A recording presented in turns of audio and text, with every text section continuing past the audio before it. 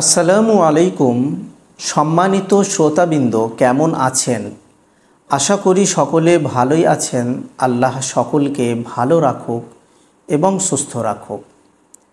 আমাদের প্রত্যেকেরই মাথায় একটা প্রশ্ন বারবার আসে যে আমরা এত উপদেশ শুনছি, এত ওয়াজ নসিহত শুনছি, কিন্তু আমাদের মন তো আল্লাহর দিকে ধাবিত হয় না। আমাদের মন তো চায় না যে আমি আল্লাহর রসুল সাল্লাল্লাহু আলাইহি ওয়াসাল্লামকে ফলো করি। তো এটা কেন? কিভাবে মানুষকে সদুপদেশ দিলে সেটা কার্যকরী হবে?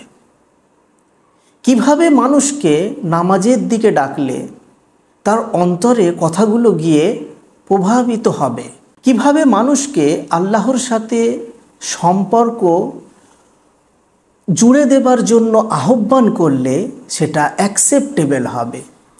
কিভাবে আমি মানুষকে আহ্বান করব আল্লাহর পথের দিকে? কিভাবে আমাকে বলতে হবে? কি এমন নিয়ম আছে যেই নিয়মগুলোকে আমাকে অবলম্বন করতে হবে? তো এ ব্যাপারে আল্লাহ পাক আমাদেরকে ডাইরেকশন দিয়েছেন। আল্লাহ পাক পরিষ্কারভাবে ঘোষণা করেছেন যে তোমরা যখন আল্লাহর পথে কোনো মানুষকে ডাকবে, তোমরা যখন কোনো মানুষকে নামাজের দিকে ডাকবে, তোমরা যখন কোনো মানুষকে ভালো পথের দিকে ডাকবে, আল্লাহর রসুল সাল্লাল্লাহু আলাইহি ওয়াসাল্লামের সুন্নতের দিকে ডাকবে, তখন তোমাদেরকে হিকমতের সহিত ডাকতে হবে। হিকমতের মানে হলো প্রজ্ঞার সহিত তোমাকে ডাকতে হবে। তোমাকে সিচুয়েশন দেখে মানুষকে ভালো পথের দিকে ডাকতে হবে। তোমাকে মানুষের মাইন্ডকে বুঝতে হবে। যেমন তুমি একটা গ্রামের মানুষকে ভালো পথের দিকে ডাকছো, সে গুনাহগার, সে পাপী, সে গ্রামের মানুষ। তো তাকে যখন তুমি ডাকবে, তোমার জন্য উচিত হবে যে আমি তার মতো করে আমি যেন কথা বলি। যেহেতু সে গ্রামের মানুষ, তো তার সঙ্গে কীরকমভাবে আমি কথা বললে সে আল্লাহকে ভালোবাসতে পারবে, এইভাবে মাইন্ড সেট করতে হবে। তার মাইন্ডটাকে নিজেকে বুঝতে হবে।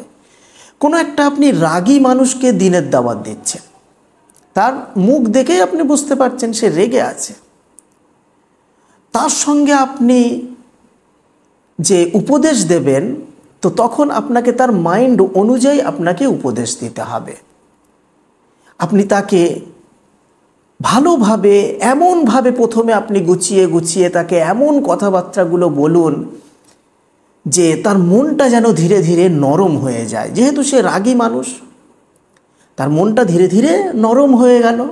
তারপরে তাকে ধীরেভাবে নামাজের দাওয়াত আপনি দেন, অন্যান্য ভালো কাজের আপনি সদুপদেশ দেন। যে শ্রোতা হবে, যাকে আমি উপদেশ করব, তার মাইন্ডকে বুঝতে হবে। আপনি কোনো শহরের মানুষকে সদুপদেশ দিচ্ছেন, কোনো শিক্ষিত মানুষকে আপনি সদুপদেশ দিচ্ছেন, তাহলে আপনাকে তার সঙ্গে ওইভাবে কথা বলতে হবে সে যেমন, এইভাবে আপনাকে কথা বলতে হবে। আপনি কোনো মানুষকে তার অবস্থা আপনি বুঝলেন না, সে কি অবস্থায় আছে, সে কি কোনো কাজকামের মধ্যে আছে বা ব্যস্ততার মধ্যে কি আছে, এই সমস্ত সিচুয়েশনগুলোকে দেখে আপনাকে তাকে সদুপদেশ দিতে হবে। আর আপনি ডিরেক্টলি কোনো মানুষকে বলতে যাবেন না যে আপনি নামাজ পড়ুন। এইভাবে সে অস্বীকারও করে দিতে পারে। আপনাকে ধীরে ধীরে ধীরে ধীরে ধীরে ধীরে আপনাকে বোঝাতে হবে। বুঝিয়ে বুঝিয়ে তারপরে তার মনটা যখন দেখবেন একদম নরম হয়ে গেছে, তারপরে আপনি ধীরে ধীরে সব উপদেশগুলো একসঙ্গে আপনি দিতে যাবেন না, ধীরে ধীরে আপনি উপদেশগুলো দেবেন। যেমন দেখুন, কোনো ব্যক্তি সে মদ খায়, রাস্তায় পড়ে থাকে, রাত 10টা-11টার সময় বাড়ি আসে। তো সে মদ খাচ্ছে কেন? নিশ্চয়ই তার জীবনে কোনো দুঃখ আছে, বড় সমস্যা আছে, সেই জন্যই তো সে মদটা খাচ্ছে। নিশ্চয়ই কোনো না কোনো টেনশনের সে মধ্যে আছে, হয়তো তার ফ্যামিলিতে কিছু টেনশন হচ্ছে বা অন্যান্য কিছু সমস্যা আছে, সেই জন্য সে মদের দিকে আসক্ত হয়ে আছে। তো আপনি সেই মানুষের সঙ্গে কথা যখন বলবেন, ডিরেক্টলি আপনি বলবেন না যে তুমি মদ ছেড়ে দাও। আপনি জানবেন সে মদ খাচ্ছে কেন, আপনি তাকে জিজ্ঞাসা করবেন, আপনি ধীরে ধীরে তাকে সলিউশন বের করে দেবেন, তারপরে আপনি তাকে নামাজের দিকে নিয়ে আসবেন। হঠাৎ করে বললে সে নামাজ নাও পড়তে পারে, বা সে এরকম বলতে পারে আমি নামাজ পড়ব ঠিক আছে, কিন্তু আমি মদ ছাড়ব না।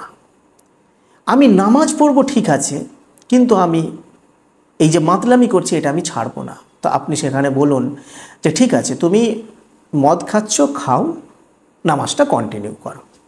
এইভাবে কোনো ব্যক্তি 5 ওয়াক্ত নামাজ পড়ে না, তো ওকে আপনি ডিরেক্টলি বলতে পারবেন না যে তুমি 5 ওয়াক্ত নামাজ পড়া আরম্ভ করে দাও। আপনি ডিরেক্টলি বলবেন না, আপনি ধীরে ধীরে তার মনটা বুঝবেন, তারপরে মনটাকে নরম করবেন, তারপরে তাকে বলবেন যে তোমাকে 5 ওয়াক্ত নামাজ পড়তে হবে না, তুমি 1 ওয়াক্ত নামাজই পড়ো। তুমি কোন সময় পরিষ্কার পরিচ্ছন্নভাবে থাকো, কেন ম্যাক্সিমাম মানুষ এখন দুপুরের সময় গোসল টোসল করে পরিষ্কার পরিচ্ছন্ন হয়ে যায়। তো তাকে বলো যে তুমি জোহরের নামাজটা পড়ে নাও, আর তোমাকে কোনো নামাজ পড়তে হবে না, তোমাকে জোর করছি না। দেখবেন সেই ব্যক্তি যাকে আপনি বলেছেন জোহরের নামাজ পড়ার কথা, এমন একটা সময় আসবে সে 5 ওয়াক্ত নামাজ পড়ছে, এমনও তো হতে পারে। এবং আল্লাহ পাক ওই আয়াতের মধ্যেই বলেছেন যে তোমরা নম্রতা অবলম্বন করো। আপনি যখন কোনো মানুষকে দিনের পথের দিকে ডাকবেন, সদুপদেশ দেবেন, তখন আপনার মাইন্ড যেন নরম হয়ে থাকে, আপনার মুখে যেন হাসি থাকে, আপনি মানুষের সঙ্গে রেগে যেন কথা না বলেন, কর্কশভাবে যেন আপনি না বলেন, বরং নরম স্বরে আপনি বলবেন, নম্রতার সহিত আপনি তাকে বলবেন, তাকে ভালোবেসে আপনি বলবেন। কোনো একটা ব্যক্তিকে আপনি দেখলেন সে পাপ কাজের মধ্যে লিপ্ত হয়ে আছে, তো আপনি দেখছেন সে পাপের মধ্যে আছে, তো আপনার উচিত হবে সেই পাপী বান্দার সঙ্গে ভালোবাসা সৃষ্টি করা, তাকে নিজের কাছে টানা। আপনি যখন এইভাবে করবেন তখন আপনার ভালোবাসাতে সে তখন আপনার দিকে আকৃষ্ট হবে, ধীরে ধীরে আপনি তাকে ভালো পথের দিকে আপনি তাকে আহ্বান করতে পারবেন। তো এটা হলো আল্লাহ পাক কোরআনের মধ্যে আমাদেরকে শিখিয়েছেন। আরেকটি বিষয় আল্লাহ তাআলা শিখিয়েছেন যে তোমরা যারা উপদেশ দেবে, মানুষকে ভালো পথের দিকে ডাকবে, তোমাদের জন্য প্রয়োজন হবে তোমরা যেন আমল করো। মানে আমি যেই উপদেশটা মানুষকে দিচ্ছি, আমি নামাজ পড়ার কথা বলছি, আমি রোজা রাখার কথা বলছি, আমি যাকাত দেওয়ার কথা বলছি, আমি মানুষকে বলছি যে তোমরা পাপ কাজ করো না, তোমরা মদ খেও না, তোমরা এই পাপ কাজের সঙ্গে লিপ্ত হয়েও না। আবার আমি যদি নিজেই যদি ওই পাপের সঙ্গে লিপ্ত হয়ে থাকি, তাহলে কিন্তু আমার কথা সেখানে অ্যাকসেপ্টেবল হবে না, সেটা কার্যকরী হবে না। কেননা একটা আত্মার সঙ্গে, মানুষের আত্মার সঙ্গে একটা কানেক্টিভিটি আছে। আমি যে কথাগুলো বলবো, আমার নিজের মধ্যে যদি সেই কথার প্রতি আমল না থাকে, আমি যদি মুখ থেকে কটু কথা সবসময় বলতে থাকি, গালিগুলোজ করতে থাকি, এবং মানুষকে আমি বলছি যে তোমরা মুখ থেকে কটু কথা বলো না, গালাগালি করো না, তাহলে কিন্তু আমার কথা অ্যাকসেপ্টেবল হবে না, তার অন্তরে আমার কথাটা প্রভাবিত হবে না। আমি যখন ওই নেক কাজগুলো করতে থাকব, তখন আমি যদি মানুষকে বলি যে তোমরা নেকির কাজের দিকে এসো, ভালো পথের দিকে এসো, আল্লাহর নিকটে চলে এসো, তখন আমার কথাটা তার অন্তরে গিয়ে প্রভাবিত হবে। শুধুমাত্র জোরে জোরে উপদেশ করলে, চিল্লাচিল্লি করলে রেগে মেগে কথা বললে এইভাবে কিন্তু সেটা অ্যাকসেপ্টেবল হয় না। আপনারা সকলেই জানেন যে অনেক উপদেশকারী আছে এখন, অনেকজন মানুষকে ভালো পথের দিকে ডাকছে, কিন্তু তাদের মধ্যে কিছু এমন মানুষ আপনি পাবেন যিনাদের কথা আপনি যদি শোনেন সাথে সাথে আপনার অন্তরে সেই কথাগুলো গিয়ে লাগে, আপনার অন্তরটা প্রভাবিত হয়। কেন হয় এটা? এটা এই জন্যই হয়, সেই ব্যক্তিটার মধ্যে আমল আছে, সেই ব্যক্তিটা খোদাভীরু, সেই ব্যক্তিটা ওই সমস্ত আমলগুলো করে, সেই জন্য তার কথাগুলো মানুষের অন্তরে গিয়ে প্রভাব বিস্তার করে। তো আল্লাহ পাক এই নিয়মগুলো আমাদেরকে শিখিয়েছেন। তো আমার দিনী ভাই বোনেরা, আমরা সকলেই পাপী, কেননা আমরা হযরত আদম আলাইহিস সালাতু ওয়াস সালামের সন্তান। আমাদের মধ্যে অনেকে যারা বড় বড় গুনার কাজগুলো করে থাকে, ছোট ছোট গুনার কাজগুলো করে থাকে।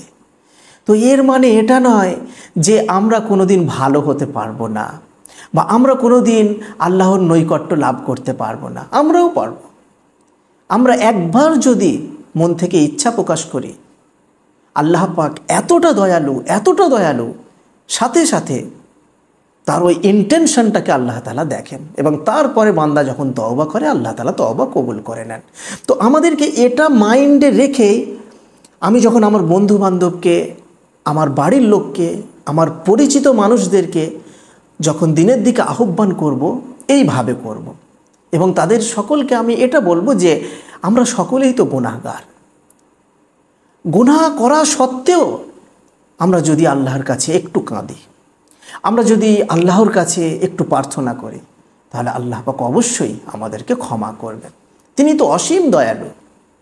একটা মায়ের কাছে তার সন্তান যতই ভুল করুক, সন্তানকে মারে, সন্তানকে বকে, তারপরেও সেই মা সেই সন্তানকে আবার ভালোবাসে, খুবই মন দিয়ে ভালোবাসে। মা তার সন্তানকে সবথেকে বেশি ভালোবাসে, মা তার সন্তানকে।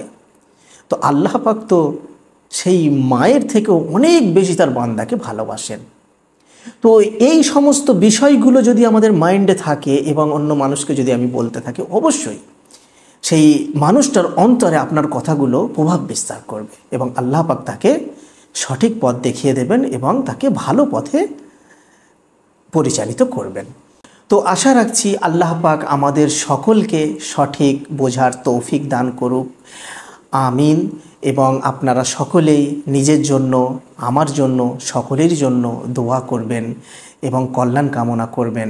আসসালামু আলাইকুম ওয়া রাহমাতুল্লাহি ওয়া বারাকাতুহু।